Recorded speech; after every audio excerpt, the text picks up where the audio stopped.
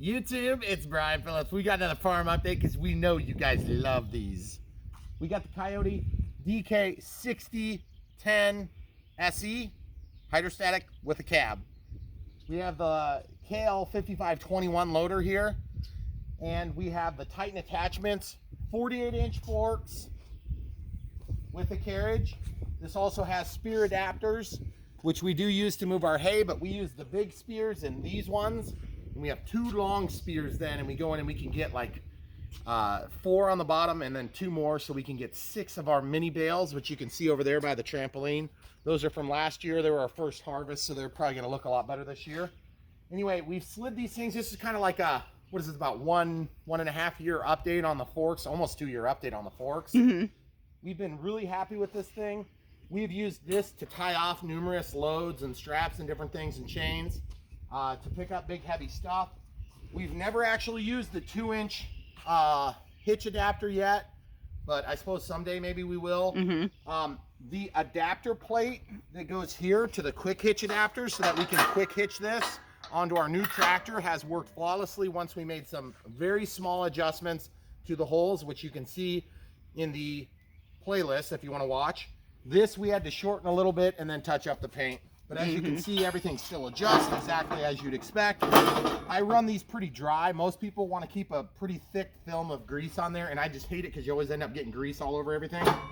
But it would be a lot nicer on these, okay? So these things lock. Everything's been working good. We have a little bit of bending on the forks, but we're very mean to our forks. As you can see, I painted the tip. This one's up a little bit higher than this one. We've also noticed just a little bit of wear and tear here. This bends because as you put a bottom load, it will pull on this plate. So I think I've taken a 3 or 5 pound hammer to it a couple of times and just, you know, really wrapped on it hard 5 or 6 times, and that flattens that out, and it's all it takes. So today we want to show you a couple of quick updates, obviously on this, and then we'll show you one other quick update. We got this ballast box from John Deere, and there's nothing wrong with this, but I'm going to tell you this right now. It's still pretty small. This is an 800-pound ballast box right now as it's configured. Not actually, I don't know if I'm including the actual weight of the ballast box. This thing could have been filled with concrete. I'm glad I didn't. I filled it with materials that can be removed. I use these dead load cells that I've taken out of scales. I work on industrial scales, and you'll see a little bit more on that here in a minute. But these bricks were initially what I was actually pulling out and using to act as my counterweight, but I think I only got it to about 450 pounds. Then I got some steel, and as I've collected steel over the 1.5 or 2 years that we've been in this new house, I have replaced the bricks with steel, and the steel is much more dense. What would be ideal is if we could find a bunch of lead, but like filling a box like this with lead would be very expensive. So that being said, everything has worked really good. The telescopic connection points are wonderful. This thing is super nice because you can run it when the machine is off and you're out here, you can see what's going on. We flipped the direction of this. It's been working really good. Our hydraulics have been working really nice. This is one of 4 hydraulic circuits. We have the lift on the main cylinders, then we have the dump or the pitch on the bucket, then we have this one, and we have another one that we're not using right now. Those are controlled. You can actually see the sticks right here. There's stick 1, stick 2. Those are both detent. One's gray, one's blue, which correspond to the color of the caps. Okay, so that works really nice. This has a mechanical linkage that goes inside to the slider, so your 3-point is down here, kind of by your right love handle, if you will. And then this you can set to where you want when you start the tractor back up. So what I generally do is when I get parked, I lower this down to the ground, let the weight off of the tractor, and then I slide it all the way back up. And so that way when I start the engine, the first thing that happens is it runs that back up, which is really nice. So a couple of really quick updates. Have been loving this tractor. We're at about 65.5 hours or so on it. We added a fire extinguisher, of course, and you can see the controls in this back window. That's the controls for our hay baler from Redlands. We'll be doing some update videos on that coming up here in the next few weeks. As you can see, the grass is getting very tall, so we're going to be taking the hay off of this property in the next week and a half or so, depending on how weather treats us. So we'll be drum cutting it with a 54-inch drum cutter on this bigger 60-horse tractor. This is 60 horsepower, if I didn't already mention. I think it's like 58.7 or something like that, but all these manufacturers I was like put their listed and then the actual, I believe it's about 60. It's turbocharged diesel 3-cylinder, bigger 3 cylinders than what we had on the 3-cylinder Yanmar diesel. Everything is made in South Korea on the Kioti tractors. So they make their own loader as well, which is neither here nor there. I don't care. It works great. So I've been very happy with it. The lift capacity is one of the big reasons why we got this machine. Oh, also, that door came in really handy when a tree jumped out of nowhere and ran into the top of my cab, which we've already done a video fixing the hood of the top of the cab, which is plastic. This is metal. It wouldn't have damaged that, but it would have damaged something else. So I'm actually very fortunate. And I don't know if you can even tell, but one of these vents got broken. They're about 26 bucks each, plus shipping, maybe like 10 bucks, something like that. So I didn't even replace it. I fixed it with 2 CDs and painted it so it looks nice. So everything has been working really good. Super stout. Everything's robust. It's very heavy duty. That's not to say you can't break it, because believe me, anything that they build you can break. I promise you that. Change the oil. We did a quick update on that. So if you want to see, it's in the playlist. And what we're going to do is, without further ado, I'm going to show you something you haven't seen before, or maybe you've seen in passing, because we sometimes use this to hold our airplanes when we're sitting in the garage. But this is a 1,000-pound block. So if you guys aren't familiar, I work on industrial scales for a living. That's part of my responsibilities when I work on industrial scales is to calibrate them. So we have to have known weights. And known weights are tested to NIST standards. They're very expensive, and they weigh, let's just call it exactly 1,000 pounds within a few grams. And then they are calibrated once a year. So I carry around a bunch of 50-pound weights. This is a 50-pound weight, okay? So that's a 50-pound weight. That's a 1,000-pound weight. Okay, that's about 14.5 by 14.5 by 19 inches tall. Some of them are square, some of them are rectangular like mine. And then they sell these standards in a bunch of different sizes. But the whole point of this test today is just to see if that loader, which is rated at 2,800 pounds at the pin, right here, this pin, that's supposed to be able to lift 2,800 pounds. Okay, so 2,800 pounds is a lot of weight. That's a lot of weight, okay? This is plenty heavy. We have an 800-pound counterweight. We also have 950 pounds worth of liquid in the tires, okay? Everything is configured as good as you can get to do heavy lifting. We do have weight in the front. Some of you guys think that's stupid. I don't care. It's awesome. I want as much weight as I can get because these hills are scary, okay? And the weight has served us well. It does very little to wear and tear the structure. That does a lot to wear and tear the structure, just so you know. But that's also required if you're going to be doing any heavy lifting. So let's talk about this for a minute. We're going to pick up the 1,000-pound block. This was a test that failed on a John Deere 3036, I believe is what it was. It was about a 10-year-old option. We put this up against a brand new John Deere. It was like 57,000. This was like 34.4, okay? Then the other used John Deere was going to be close to this price point, maybe about like 40, let's call it. And it came with a couple of implements. It came with a back blade. I can't remember if it's hydraulically turned, and then it came with the front forks and some different things. It didn't matter. We were going to have that stuff anyway. So we're going to pick up the 1,000-pound block. That's the test that failed on the used John Deere that then concluded our search, which left us with the Kioti DK6010SE. Okay, so that's a lot of build up to this test. We're going to put that on, then we're going to put the 50s on top of the forks, and we're going to lift it up and just show you that it works. And you can get a quick sampling of what it is I do at work all day. Of course, I use forklifts.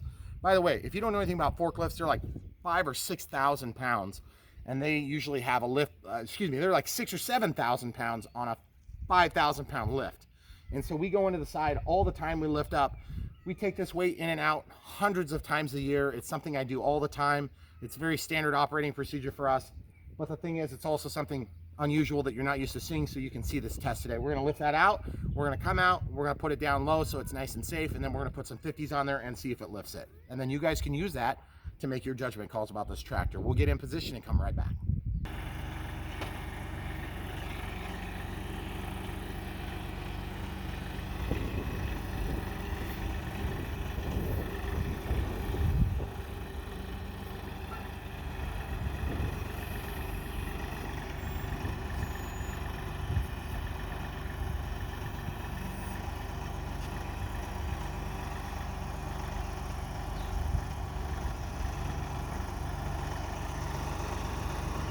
Do you want me to hook it?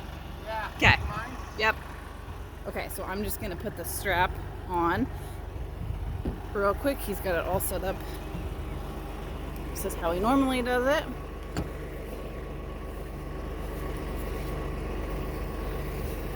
Show you what I'm doing here. Okay.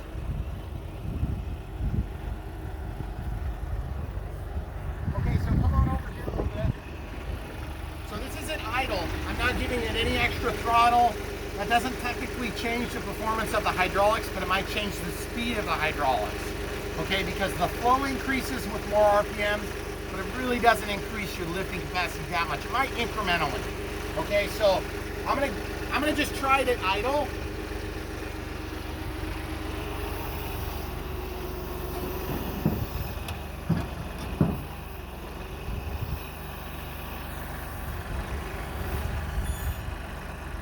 Obviously that works at idle, no problem at all. I don't want to be mean to my strap, so I'm going to try to go up just a little bit so I can back up.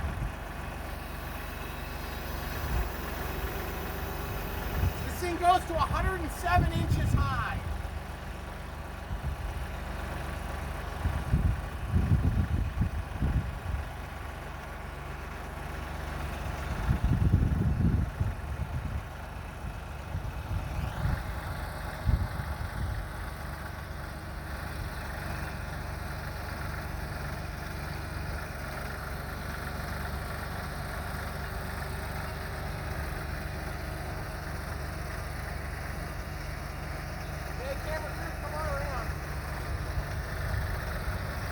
So the biggest thing is when you have a real heavy load on a tractor like this, most of you guys already know this stuff, but if you're new to tractors, you want to be super careful.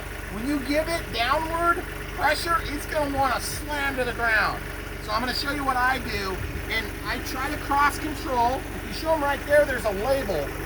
Come up here. Here's that, guys. Hi, guys. There's a label that reminds you what the controls do. It's super nice. I didn't have one quite so prominently printed on the 1025R. Oh. But I sure as heck wasn't picking this either. So I have to kind of go up and in like this. And I usually get my hand down here and I brace it so I can get really precise with the control. So I want to pull this up and lower at the same time, okay, like this. Okay, so I'm gonna, see it? You can get nice and precise. And I'm giving about 10% input, if that. Probably more like 5%. See, I'm barely moving it. There's kind of a dead spot in the middle of the stick where nothing happens. And then once you crack the valves open, then it moves real quick. So like if I were to go all the way to the side, this thing would slam down and pretty much lift the tail of the fork, or the, in this case, the tractor off the ground.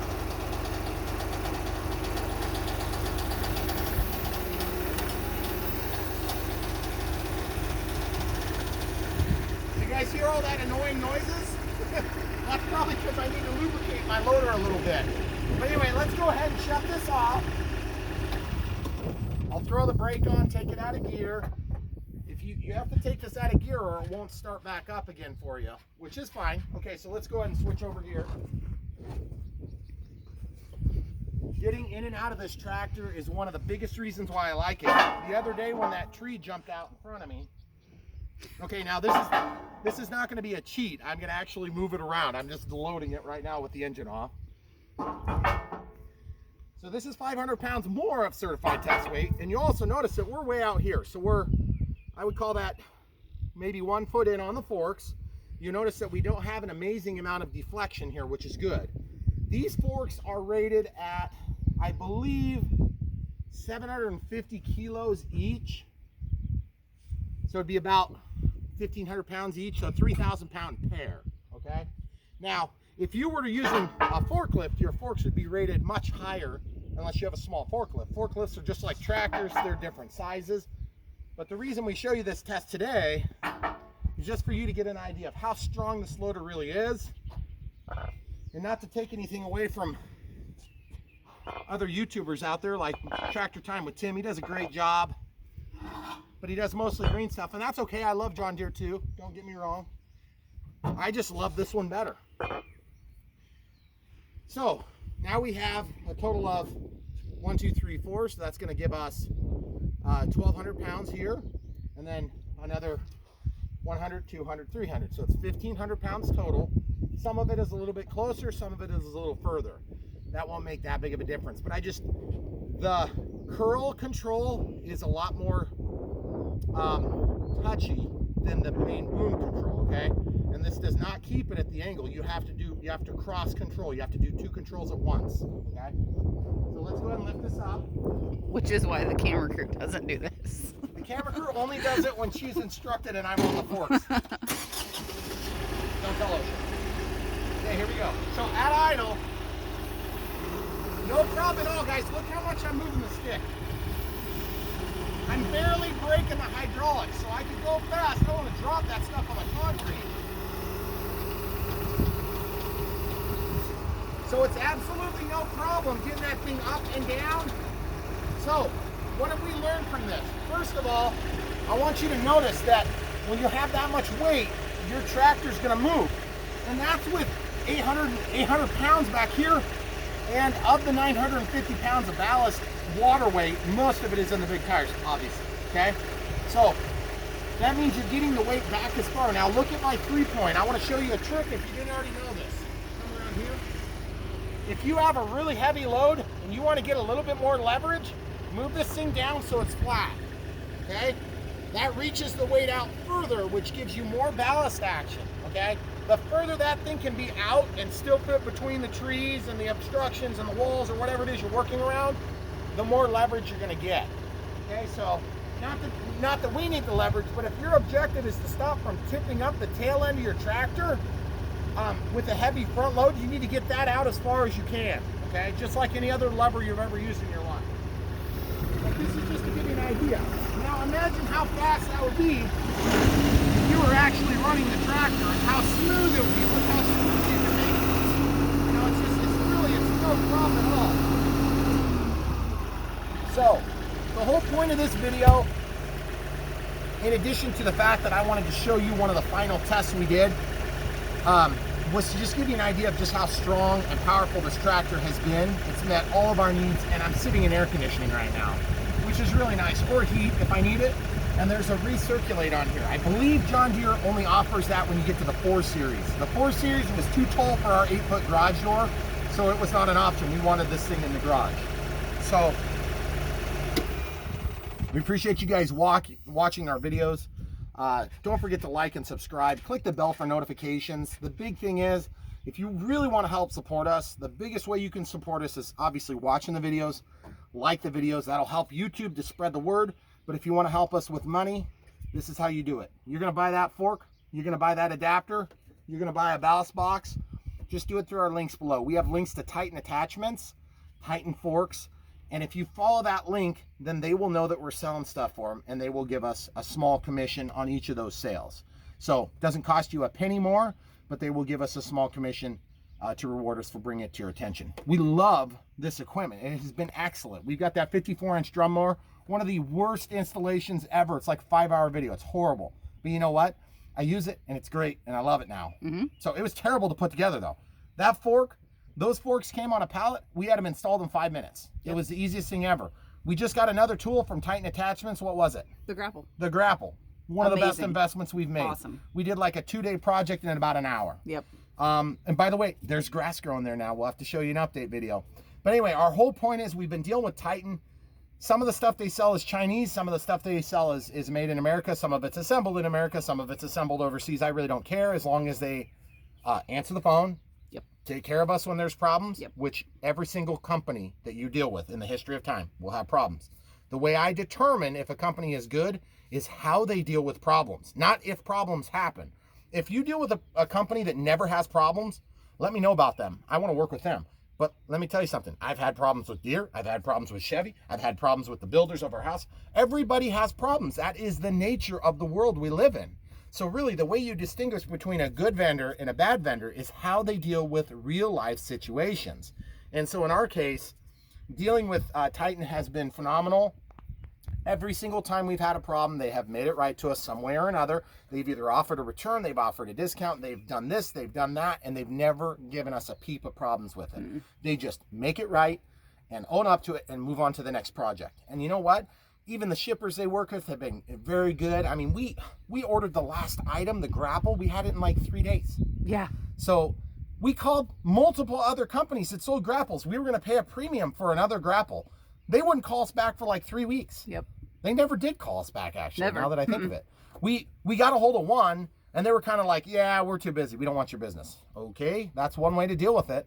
So anyway, that's just the world we live in today, guys. They got grapples, they got forks, they got backhoes, they got all sorts of stuff sitting there ready to ship today. So check them out. This is not a commercial for Titan. This is a commercial for our life. And we just want you guys to be able to emulate the things that we found success. And we appreciate you watching. It's fun for us to be able to share this with the world, but also at the same time, this is a peek into our everyday world. It's not just radio controlled airplanes and sunshine. There's also snow and minus 14 degree filming days. Or wait, Yes. was it minus 14? I think so. Yeah, it was minus 14 degrees when we filmed the FW190 Yeah. this year. That sucked. But that plane was awesome. Now we're into getting to be 104 degree filming days. That's all right, because I got air conditioning in here. Makes one of us. All right, guys. Thanks for watching. Please come back for more.